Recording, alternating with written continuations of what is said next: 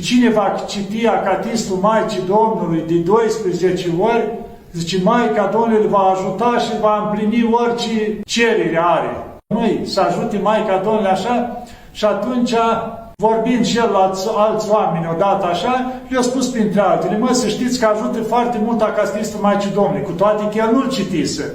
Dar având încredere ce a spus preotul și zice, uite, dacă îl citiți, sau de 12 ori, sau de 40 de ori acatistul Maicii Domnului, o să primiți mult ajutor. Ei, trece câteva luni și revin din oamnicia la el.